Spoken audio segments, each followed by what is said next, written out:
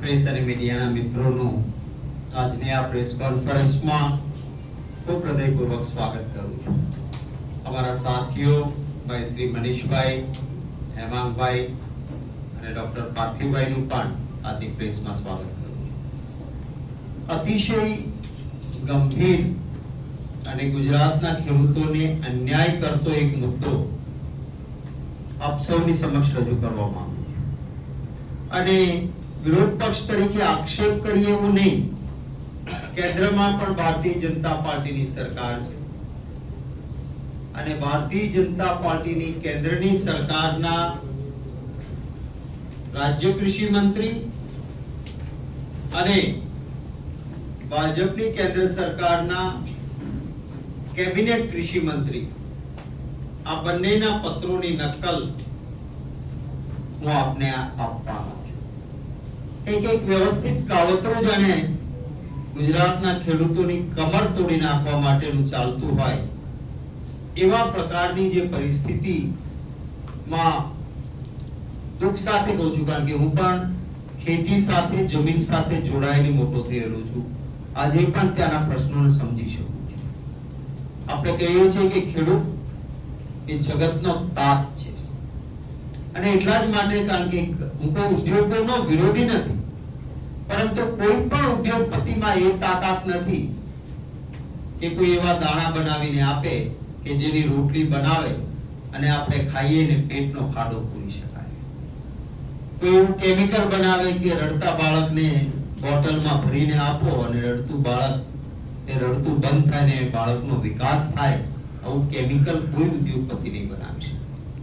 માત્ર ખેડૂત અને માલધારી એ જ પેટનો ખાડો પૂરી શકાય, માણસની ભૂખ ભાંગી શકે એ રાત દિવસ પસીનો પાડીને એ ખેડૂત જ કરી શકતો હોય છે. ગયા વર્ષે આપ સૌ જાણો છો, કમોસમી અતિશય વૃષ્ટિ થઈ, અતિવૃષ્ટિ થઈ, ખેડૂતોને પારાવાર નુકસાન ગયું. આપણા રાજ્યની જેમ દેશના અન્ય રાજ્યોમાં પણ આવો કમોસમી વરસાદ થયો હતો. મેં પાર્લામેન્ટમાં એક પ્રશ્ન પૂછેલો કે કયા રાજ્યને કેન્દ્રએ કેટલી સહાય આપી?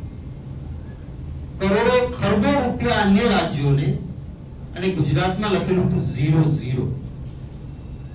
એટલે મેં એક સ્પેશિયલ નોટિસ આપી 0 વર્ષની અને પાર્લામેન્ટમાં મુદ્દો ઉઠાયો કે મારા ગુજરાતના ખેડૂતોને કમોસમી વરસાદમાં ન કલ્પી શકાય તેટલું નુકસાન થયું છે. ગુજરાતની સરકારે લિમિટેડ હેક્ટરમાં લિમિટેડ રૂપિયા આપ્યા છે, જેનું જેટલું વાવેતર એને એટલું વળતર કેન્દ્ર સરકાર કેમ ના આપે? ત્યારે અમારે ત્યાંની સિસ્ટમ એવી છે કે આ સ્પેશિયલ નોટિસ આપીને કોઈ મુદ્દો ઉઠાયો હોય તો મંત્રી શ્રી ત્યાં જવાબ ના આપે, લેખિત જવાબ આપે. મને આ લેખિત જવાબ મેં ઉઠાવેલા મુદ્દાનો રામનાથ ઠાकुर, મિનિસ્ટર ઓફ સ્ટેટ, કૃષિ એવં કિસાન કલ્યાણ રાજ્ય મંત્રી, ભારત સરકાર, એમનો આ પત્ર છે. આપ સૌને પત્રની નકલ આપવાનું છે. આ પત્રમાં એ લખે છે, कृपया दिनांक 5 दिसंबर 2025 का शून्यकाल के अंतर्गत उठाए गए विषय के संदर्भ में, जिसमें गुजरात में फसल बीमा योजना बंद होने एवं असंख्य भारी वर्षा के कारण फसल की क्षति पर किसानों को मुआवजा प्रदान करने के लिए का आपने मुद्दा उठाया था. इस संबंध में अवगत करना चाहूंगा कि पीएम फसल बीमा योजना की शुरुआत 2016 की मौसम से की गई थी, जिसका उद्देश्य प्राकृतिक आपदा एवं प्रतिकूल मौसम की घटनाओं में फसल को हुए नुकसान का कारण प्रभावित किसानों को वित्तीय सहायता प्रदान करने का तथा किसानों की आय को स्थिर करना है. इस योजना के अंतर्गत बुआई से लेकर कटाई पश्चात तक होने वाली क्षति के लिए व्यापक जोखिम बीमा प्रदान करने का प्रावधान है. કહે છે કે એવી આ યોજના છે કે જેમાં વાવણી કરી કાપણી થઈને વેચાણ સુધી ગયા હોય તેમાં જે કંઈ નુકસાન થાય એને આનો લાભ મળે આવી યોજના છે. परंतु आगे लखे छे किसानों तथा राज्यों के लिए ये योजना गुजरात राज्य ने वर्ष 19-20 से पीएम फसल बीमा योजना को कार्यान्वित करने से मना कर दिया। आखा देश में मात्र एक ज राज्य છે આવું કે જ્યાં ખેડૂતને પાક વીમા યોજના નથી મળતી। આ મારો આક્ષેપ નથી, આ મિનિસ્ટરે મને આપેલો જવાબ છે। આગળ એ કહે છે इस किसान हितकारी योजना को राज्य में लागू करने हेतु माननीय कृषि मंत्री द्वारा, आ राज्य मंत्री छे ना कैबिनेट मंत्री द्वारा माननीय मुख्यमंत्री गुजरात को एक पत्र भी प्रेषित किया है जिसकी प्रतिलिपि संलग्न है। मने कैबिनेट मिनिस्टरे जे भूपेन्द्रभाई पटेल ने आ कागळ लख्यो एनी नकल पण साथे मोकली छे। आमा 2 पानाना कागळमां जे कैबिनेट कृषि मंत्री छे शिवराज सिंह चौहान एमणे 25 नवेम्बर 2025 માં ખૂબ વિગતથી લખ્યું છે કે પીએમએફબીવાય એટલે કે જે વીમા યોજના ખેડૂતો માટેની પાક વીમા યોજના છે એના ખૂબ બધા લાભો છે। હું આપને પત્રની નકલ આપવાનો છું એટલે લાંબો સમય આખા પત્રને 2 પાનાના વાંચવા માટે નથી લેતો। એમાં મેં યોજનાના સંખ્યાબંધ फायदा गणाया है। 2 पैराग्राफ खाली अपना ध्यान માટે કહું છું कि प्रधानमंत्री फसल बीमा योजना के लागू न होने से राज्य के किसानों को एक व्यापक तकनीकी सक्षम फसल बीमा के फायदे से वंचित होना पड़ा है। केंद्र में भाजपा सरकार છે, એના કેબિનેટ કૃષિ મંત્રી ગુજરાતના મુખ્યમંત્રીને કહે છે કે વ્યાપક તકનીકી સક્ષમ આ યોજના છે એનાથી ગુજરાતના ખેડૂતો વંચિત રહ્યા છે। પહેલા ફકરામાં એમણે કીધું છે કે દેશના તમામ રાજ્યો આનો ફાયદો લે છે, 24 રાજ્યો અને ઝારખંડ, મિઝોરમ અને આંધ્રપ્રદેશ એ પણ હવે જોડાઈ ગયા છે। માત્ર ગુજરાત રાજ્યના ખેડૂતોને આ લાભથી તમે વંચિત રાખો છો। आगे लखे छे जो मौसम संबंधी जोखिमों, प्राकृतिक आपदाओं, अप्रत्याशित परिस्थितियों से महत्वपूर्ण वित्तीय सुरक्षा प्रदान करती है। ऐसे संरचित जोखिम न्यूनीकरण माध्यमों के अभाव से किसान जलवायु जनित अनिश्चितताओं और बाजार की अस्थिरता के प्रति संवेदनशील हो जाता है, जिससे उनकी आर्थिक स्थिरता, राज्य की समग्र कृषि उत्पादकता और राज्य के किसानों के वित्तीय नुकसान की भरपाई करने की वित्तीय स्थिति तीनों प्रभावित होती है। यहाँ अन्य राज्यों के किसान पीएमएफबीवाई के डेटा आधारित दृष्टिकोण, प्रतिस्पर्धी प्रीमियम दरों और सुव्यवस्थित दावों को निपटाने की प्रक्रियाओं में लाभान्वित होते हैं। બીજા આખા દેશના બધા રાજ્યોના ખેડૂતો આનો લાભ લે છે। हाल ही में अधिक वर्षा से बाढ़ जैसी घटनाओं और जलवायु परिवर्तन से उत्पन्न बढ़ते खतरे को देखते हुए राज्यों के लिए कृषक समुदायों की सुरक्षा के लिए संरक्षित जोखिम न्यूनीकरण की सुविधा प्रदान करना अनिवार्य है। आ તમારે लागू करवी જોઈએ। पीएमएफबीवाई एक आवश्यक सुरक्षा कवच के रूप में कार्य करती है, जो खाद्य फसलों के साथ साथ फलों, सब्जियां और बागबानी फसलों को भी कवरेज प्रदान करता है। अब ગયા વર્ષે જોયું છે કે જે ઝાડોને નુકસાન થયું, વૃક્ષની ખેતી વાળાને એને કોઈની પણ રૂપિયો ગુજરાતની સરકારે નહોતો આપ્યો।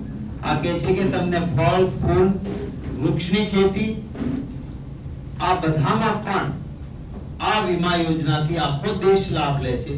અને આખિરમાં એ કહે છે કે मैं अनुरोध करता हूं कि आप इसको जल्द से जल्द लागू करो। આ પત્ર એમણે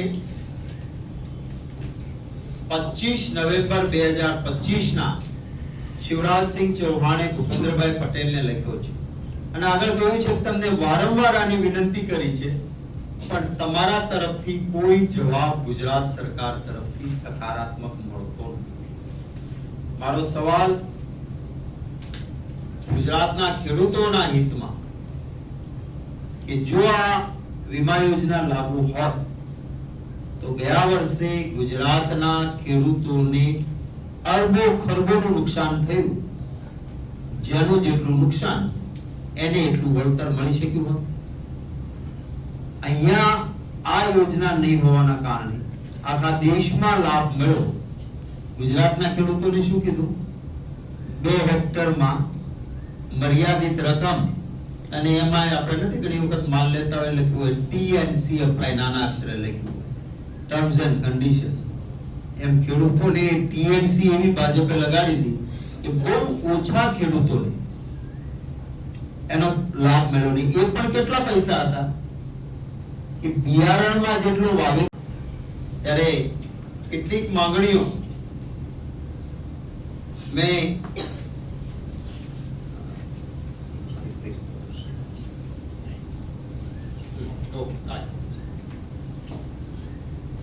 કોંગ્રેસ પક્ષ તરીકે અમે જે માંગણીઓ કરીએ છીએ એમાંની પહેલી માંગણી છે કે ગુજરાત સરકારે ખેડૂતોને કેન્દ્રની વિનંતી છતાં શા માટે પાક વીમા યોજનાથી વંચિત રાખ્યા, આનો જવાબ આપે. ખેડૂતોની માફી માંગે કે આખા દેશના ખેડૂતોને આ લાભ મળતો હતો, ગુજરાતના ખેડૂતોને ગયા વખતે આ લાભ હોત તો લિમિટેડ રકમ નહીં, જેનું જેટલું નુકસાન એને એટલું વળતર એ મળી શક્યું હોત. અને આ કેન્દ્રીય મંત્રીના કહેવા પ્રમાણે ગુજરાત સરકારના પાપે ગુજરાતના જ ખેડૂતો લાભથી વંચિત રહ્યા છે. તો હવે ગુજરાત સરકાર ગયા વર્ષે જેનું જેટલું નુકસાન થયું હતું પેલી મર્યાદિત રકમ નહીં, પૂરેપૂરું વળતર આપે. બીજી અમારી માંગણી છે કે હવે જ્યારે વરસાદ ખેંચાયો છે, આપણું ચોમાસું ગુજરાતનું 15 જૂનથી શરૂ થાય, આપણે આજે 30 જૂન છે અને 30 જૂન સુધી ક્યાંય વરસાદ યોગ્ય થયો નથી. સૌરાષ્ટ્રમાં જેની પાસે થોડું ઘણું પાણી હોય એ ટિપિકલ એના માટે વડ છે ઓરવીને વાવણી કરે, એટલે કે કુવામાંથી કે બોરમાંથી પાણી ફેરવી અને એ પાણીથી વાવણી કરી રાખે કે વરસાદ આવશે ત્યારે એનો પાક વહેલો ઉભો થઈ જાય. આવી વાવણી કરનારા લોકોનો પાક સંપૂર્ણ નિષ્ફળ જવાનો, કારણ કે ચોમાસું ખેંચાયું ને હવે કુવા કે બોરમાં પાણી ખૂટવાના. એટલે જ્યાં વરસાદ ખેંચાયો છે આ વખતે અને અલ નીનોની આપ જોવો છે કે બધી જ છાપાઓમાં ફોરકાસ્ટ આવે છે કે અલ નીનોની અસરના કારણે ખેડૂતોને નુકસાન જવાની શક્યતા છે. માટે કેન્દ્રની પાક વીમા યોજના પીએમએફબીવાય તાત્કાલિક ગુજરાતમાં લાગુ કરવામાં આવે, જેથી ગયા વર્ષે એના આગળના વર્ષે તો ખેડૂતોએ નુકસાન ભોગવ્યું, આ વખતે ખેડૂતોને નુકસાન ન થાય. ત્રીજી માંગણી છે કે દેશના તમામ રાજ્યોએ આ યોજના નીચે ખેડૂતોને અઢળક લાભ આપ્યો છે, ત્યારે ગુજરાતના ખેડૂતો 2019-20 થી શા માટે વંચિત રખાયા? ખુલાસો કરો. શું કામ? તમે આખો દેશ લાભ લે છે, કેન્દ્રમાં તમારી સરકાર છે, એ કહે છે કે આટલા ખેડૂતોને ફાયદો છે, તો ગુજરાતના ખેડૂતોને કેમ વંચિત રાખ્યા અને આના માટે જવાબદાર કોણ? એનો જવાબ આપે. કેન્દ્રીય કૃષિ મંત્રી શ્રીએ ગુજરાતના મુખ્યમંત્રીને 25/11/2025 નો જે પત્ર લખ્યો છે, જેની નકલ હું આપને આપવાનો છું, તેમાં યોજનાના અનેક લાભ ખેડૂતો માટે દર્શાવ્યા છે. તેમ છતાં ગુજરાતે આ યોજના કેમ લાગુ ન કરી? શું કેન્દ્રીય મંત્રી કે કેન્દ્ર સરકાર આ જુઠ્ઠી છે કે આ લાભદાયી યોજના નથી? નક્કી કરો, કહી દે કે કેન્દ્રની ભાજપની સરકારના કૃષિ મંત્રી કહે છે કે આ લાભદાયી યોજના છે, એ જુઠ્ઠા છે, એટલે અમે ગુજરાતમાં લાગુ નથી કરી. અને જો લાભદાયી ખોટા ન હોય તો તમે શું કામ લાગુ નથી કરી? એનો જવાબ સરકાર ખુલાસો કરે એવી મારી માંગણી છે. અમારા મિત્રો એક લાંબી કિસાનોના પ્રશ્નોને લઈને યાત્રા ચલાવી રહ્યા છે. આજે અમિતભાઈ ચાવડા પણ કોટ ગામ ખાતે 2 યાત્રા ભેગી થવાની છે, ત્યાં જવાના છે. પ્રદેશના બધા જ લોકો જુદી જુદી જગ્યાએ અમારા માં કે તમે લોથલમાં કે ધોળાવીરામાં કચ્છમાં જઈને અભ્યાસ કરનારા લોકોએ કહ્યું છે કે હજારો વર્ષ પહેલા અન્ય સમયે એ જ સમયે માનવજાત જીવતી હતી અને ગુજરાતમાં તો ગુજરાતના લોકો વિકાસમાં આગળ. આ તો અત્યારે કોઈ એમ કે મિત્રો મારા કારણે વિકાસ ના, એ આપણા બાપ દાદાનું અપમાન છે. ગુજરાતીનું ડીએનએ ડેવલપમેન્ટ છે. વર્ષો પહેલા અહીંથી સડવાળી હોડી લઈને યુરોપ અને આફ્રિકા સાથે વેપાર કરનારા ગુજરાતીઓ જ હતા. એટલે એ આગળ છે. ત્યારે રાજ્ય સરકારે ખેડૂતોના પ્રીમિયમમાં કમસે કમ 50% રાજ્ય સરકાર હિસ્સો ભોગવે એવી પણ હું લાગણી વ્યક્ત